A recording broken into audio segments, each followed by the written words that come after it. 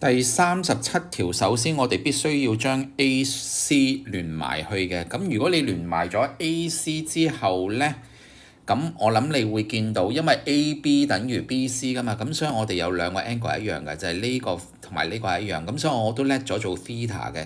咁至於 angle ABC 呢，就一啲都唔難計嘅，因為一定係46度。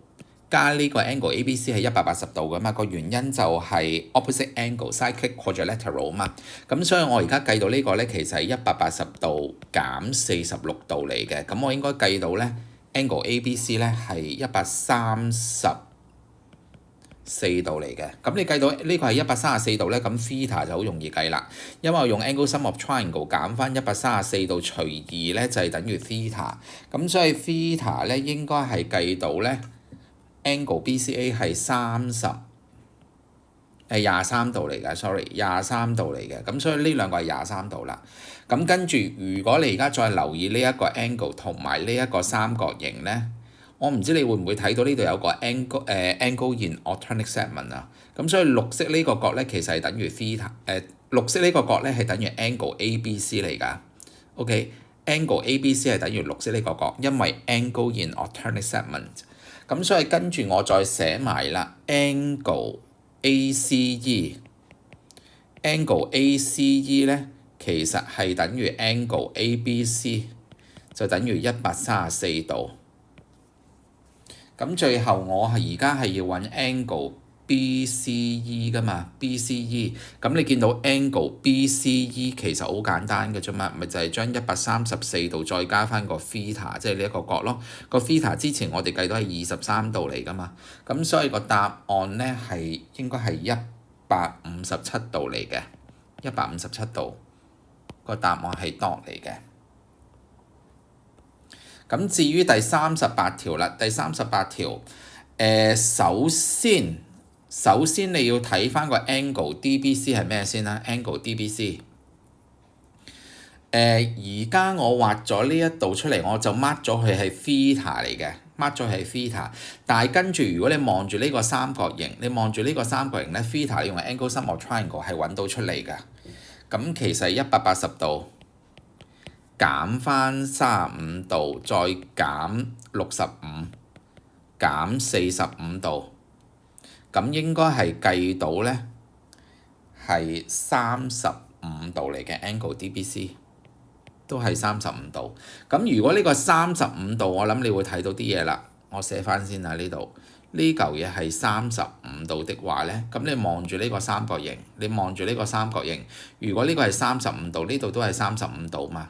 咁所以如果呢個係5呢，呢個都會係5 cm 嚟嘅，因為個size opposite equal angle。咁所以跟住我就會寫埋啦 ，DC 呢其實係等於5嚟嘅，寫翻喺呢度啊。DC 其實係5 cm 嚟嘅，因為係 size opposite equal angle。咁跟住我哋呢度有個直角三角形，你唔好睇漏喎。呢度有個直角三角形，咁呢個係90度嚟㗎嘛。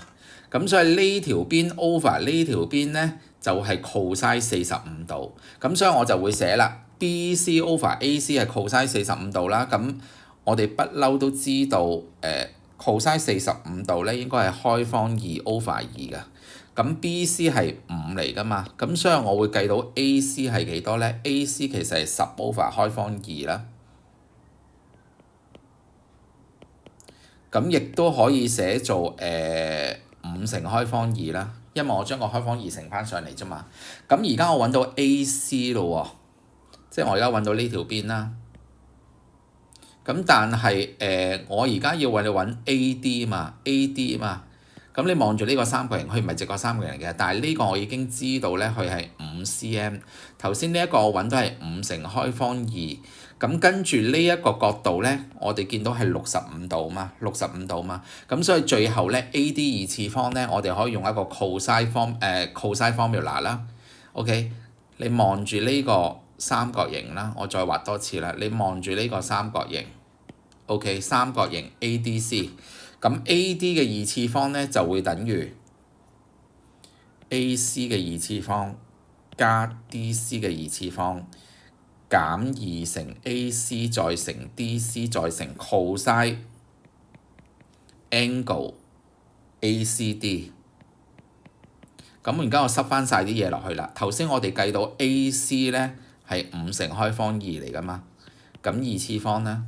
DC 呢我哋頭先計到幾多呢？5cm 嚟噶嘛，加5嘅2次方，跟住減翻2乘5乘開方2再乘5啦，再乘 cosine 呢個 angle 係65度嚟噶嘛。咁如果你撳一撳計數機，但係記住最後要開方㗎。最後 AD 咧就係你撳計數機出嚟嗰嚿嘢，再 take 翻個 square root 咧。如果我攞翻 nearest cm 咧，我應該計到係7cm 嘅。咁所以個答案咧係 C 嚟嘅。